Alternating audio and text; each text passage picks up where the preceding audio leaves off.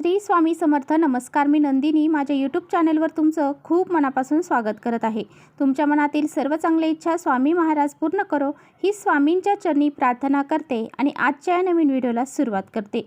तर येत्या 12 एप्रिल रोजी वार शनिवार या दिवशी आलेली आहे चैत्र पौर्णिमा आणि त्याच दिवशी हनुमान जयंती देखील आहे. चैत्र पौर्णिमेलाच हनुमान जयंती साजरी केली जाते. चैत्र पौर्णिमेच्या दिवशी अंजनीच्या उदरातून हनुमानांचा जन्म झाला. तर पहा, प्रत्येक महिन्यामध्ये पौर्णिमा तिथी येत असते, परंतु प्रत्येक पौर्णिमेचं महत्त्व हे वेगवेगळं असतं. चैत्र पौर्णिमा ही एक विशेष पौर्णिमा मानली जाते. सर्व पौर्णिमांमध्ये ह्या पौर्णिमेचं महत्त्व खूप अधिक पटीने सांगितलं जातं. या पौर्णिमेच्या दिवशी हनुमानांचा जन्म झाला आहे, त्यामुळे या पौर्णिमेला विशेष महत्त्व प्राप्त झालेलं आहे. त्याचबरोबर या दिवशी शनिवार देखील आहे. या दिवशी आपल्याला माता लक्ष्मीची पूजा करायची आहे, त्याचबरोबर हनुमानांची पूजा करायची आहे आणि त्याचबरोबर काही प्रभावी उपाय देखील करायचे आहे. तर पहा, या दिवशी आपल्याला अतिशय प्रभावशाली उपाय करायचा आहे. प्रत्येक आईने आपल्या मुलांसाठी हा उपाय करायचा आहे.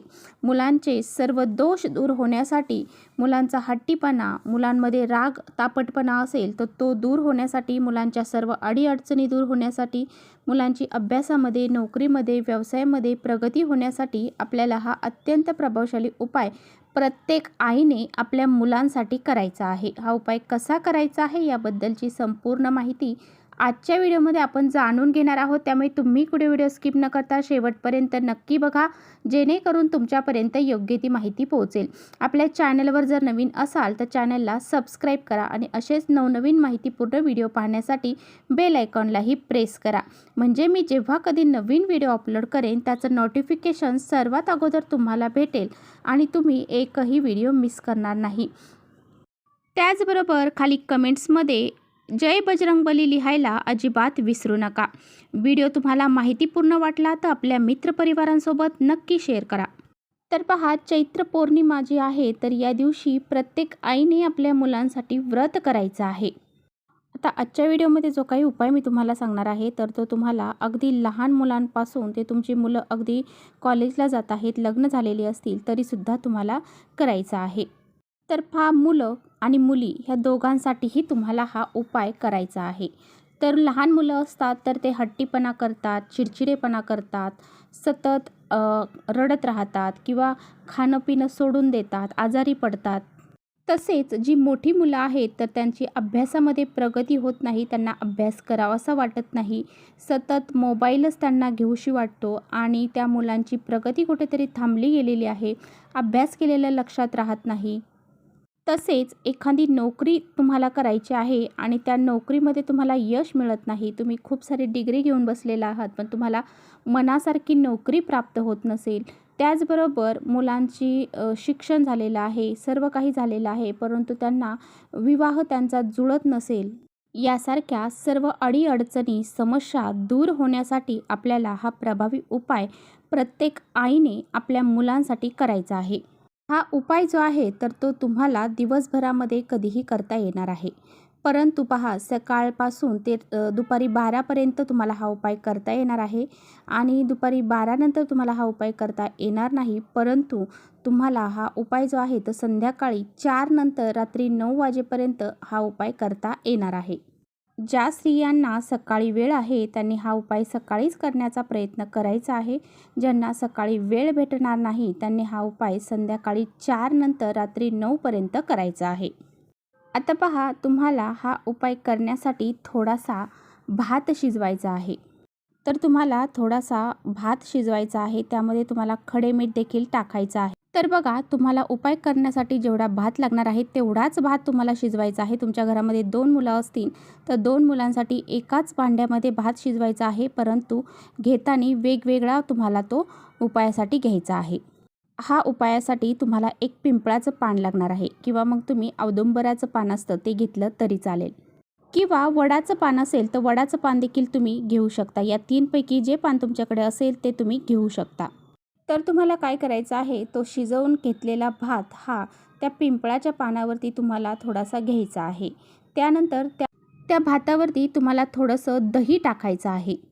त्यानंतर थोडासा शेंदूर तुम्हाला त्यावरती टाकायचा आहे. त्यानंतर 2 अखंड लवंगा ज्या असतात त्या तुम्हाला त्यावरती ठेवायच्या आहेत.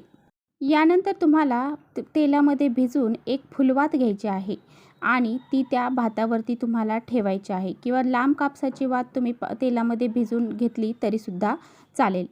आणि ही जी वात आहे तुम्हाला तेलामध्येच बुडवायची आहे, चुकूनही तुम्हाला ती तुपामध्ये बुडवायची नाही.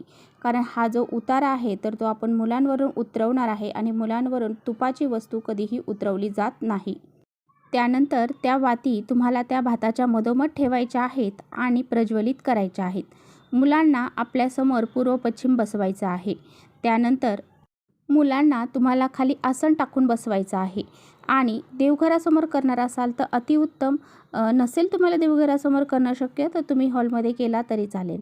तर तुम्हाला ते पान तुमच्या उजव्या हातामध्ये घ्यायचं आहे. एका हातामध्ये घेणं शक्य असेल तर एका हातामध्ये घ्या, दोन्ही हात लावले तरी चालेल.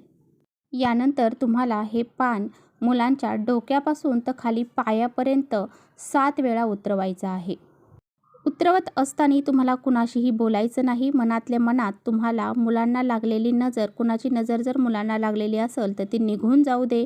प्राण्याची, पक्षाची, ज्याची कुणाची नजर मुलांना लागलेली असेल ती निघून जाऊ दे असं तुम्हाला म्हणायचं आहे आणि मुलांवरून हा उतारा 7 वेळा डोक्यापासून तर खाली पायापर्यंत उतरवायचा आहे.